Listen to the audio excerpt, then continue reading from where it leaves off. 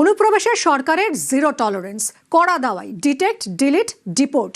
আর এই 3D দাওয়াই জব্দ অনুপ্রবেশকারীরা প্রায় প্রতিদিন দেখা যাচ্ছে সীমান্তে এসে ভিড় করছেন। বাংলাদেশিরা নিজেদের দেশে ফিরে যেতে চাইছেন। অনুপমের সঙ্গে কথা বলবো। অনুপম, গত কয়েকদিন ধরে হাকিমপুর সীমান্তে আমরা যে ছবিটা দেখছি, বাংলাদেশিরা আসছেন এবং তারা ফিরে যেতে চাইছেন, আত্মসমর্পণ করছেন বিএসএফ এর কাছে। আজ কি ছবি?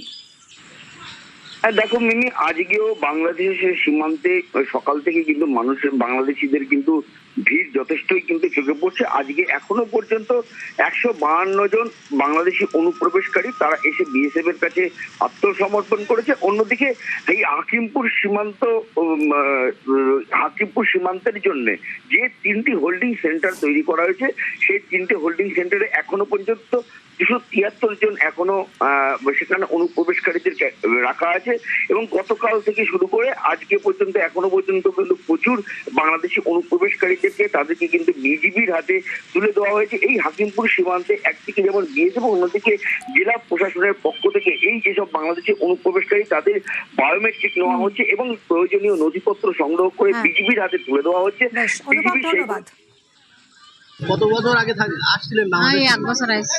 1 বছর আগে এখানে এসেছেন কেন? এই বর্ডারে এসেছেন কেন? চল যাব বাংলাদেশে যাবেন তাই? বিএসএফ এর কাছে সারেন্ডার করতে আসছেন? হ্যাঁ। বাংলাদেশে কাগজপত্র সব আছে আপনার কাছে?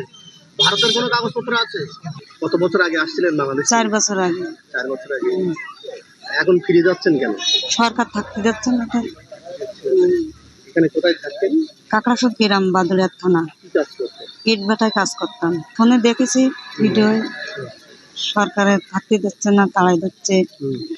তার জন্য ইন্ডিয়ান কোনো কাগজপত্র আছে না, আপনার কাছে? কোনো কাগজপত্র না। আমি ওই ডাক্তার দেখাতে আসছিলাম, মেরুদণ্ড 3টি হাড় বেঁকি বসে গেছে আর কি, তার জন্য।